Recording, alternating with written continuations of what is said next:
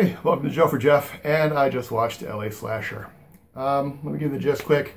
A masked serial killer in a white tuxedo is stalking reality stars across Los Angeles, and he becomes kind of a social media hero because of it. Yeah, that's pretty much it. Yeah, that was easy. Can we go now? No, there's more. Okay. I'll give you the plot a little bit. It just opens up with an actress who's bloody and covered in bandages, wandering around the desert. She comes across the Hollywood sign and screams.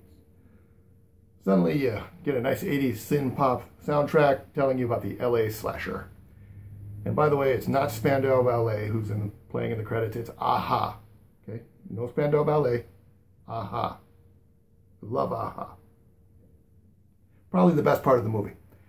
Anyway, so we're introduced to the LA Slasher, who doesn't talk but has a voiceover done by Andy Dick. And he talks about how reality stars are ruining Los Angeles, and society is better off without them. Now, we get to introduce a couple of characters who are only known by their stereotype. We get the actress, the heiress, the princess, I think, the reality star, the drug dealer. Basically, a lot of these people just pass in and out. Stars Eric Roberts, Misha Barton. They're actually not in the movie that long. Now, a lot of the stars in the movie, they just show up and then they're gone.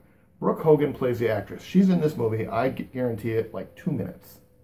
She plays the actress in the beginning who's all bloodied. She wanders down the hill, she screams, she's never heard from again. She's like only referred to in like news reports. So Brooke Hogan might get a title card. She's not in the movie that long. Eric Roberts is in the movie probably 5 minutes. A lot of the no-names are the stars of the movie.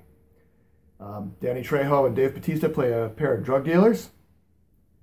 I think they're in a completely different movie than the LA Slasher.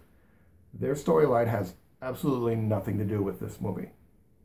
Stands for a little bit of, I don't want to spoil it, but they meet up at the end for a little bit, and then they're gone. And I'll explain when I spoil the movie, but they really don't interact with anybody, and they're really not important to the story. They just kind of seem to exist. Misha Barton plays a reality star who, along with her roommate or friend or whatever, it's never really explained, they start getting stalked by the LA Slasher. One of the funnier parts is she has a party in her house, and the LA Slasher kidnaps the teen mom who goes into porn, who we all know is based on Farrah. And he's not killing them, it turns out. He's taking them to this one underground lair where he videotapes their torture and death. Now, surprisingly, this isn't a really bloody movie or a gory movie. A lot of it is done off screen. Would I recommend this movie? No, I would not. It's well made, but I guess it's trying to be kind of a warning sign about how reality stars are ruining entertainment, because they just bitch about reality stars all day. Let me spoil the movie for you, because I'm just dying to just get it out there, tell you about the movie so you don't have to see it. Okay, so I warned you about Danny Trejo and Dave Batista. Yeah, they're a couple of drug dealers. They sell drugs to another character, and then they have their own subplot where they're driving off to find Danny Trejo's character's cousin got arrested. He's going to give him his underground drug lab. So they go out in the desert to find it. Like I said, they have nothing to do with the movie. They have scenes that have absolutely nothing to do with the entire rest of the movie. Dave Batista wakes up one night and he's like having a weird drug-induced dream. And it turns out Dave Batista is an undercover cop, which has, again, nothing to do with this movie. The killer is actually using the underground drug lair, so when they stumble across it, they stumble across him. Danny Trejo pulls a gun on Dave Batista. He gets stabbed by the LA Slasher and accidentally shoots Dave Batista. That's all it is. Eric Roberts plays the mayor. You know, he's doing drugs and sleeping with women, and he gets kidnapped and tortured. Drake Bell is Justin Bieber, basically. He gets kidnapped. The teen mom gets kidnapped. The heiress gets kidnapped. The socialite gets kidnapped. And then, basically, one by one, they're all tortured or killed. He kills a couple of them. He tortures the rest. And a lot of the torture scenes are cut out. Drake Bell is tortured, but you never see any of it on camera. He just basically gets released at the end all bloodied up, but you never know what happened to him. One of the girls, the heiress, I believe, is stabbed in the back several times and then released. You think she's dead. The socialite gets her hands cut off and she dies. The teen mom gets an axe, she dies. Misha Barton is supposedly kidnapped by the LA slasher, but you never see her get kidnapped.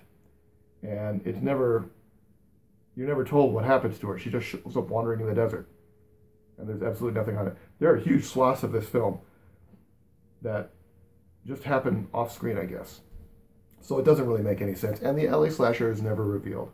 He may have the voice of Andy Dick, but that's pretty much it. He ends up teaming up with a reporter who's been covering the case. Their final scene is he lets everybody out of his van to wander off into the desert. Him and the reporter drive off. End of movie. Thank God. I hate this movie.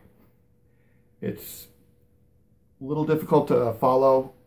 You'll get tired of hearing from Andy Dick quite quickly because he's Andy Dick. I think they just wasted a good chunk of the cast. Nobody was a really bad performance in the movie. I mean, everybody did a good job. It's just wasted.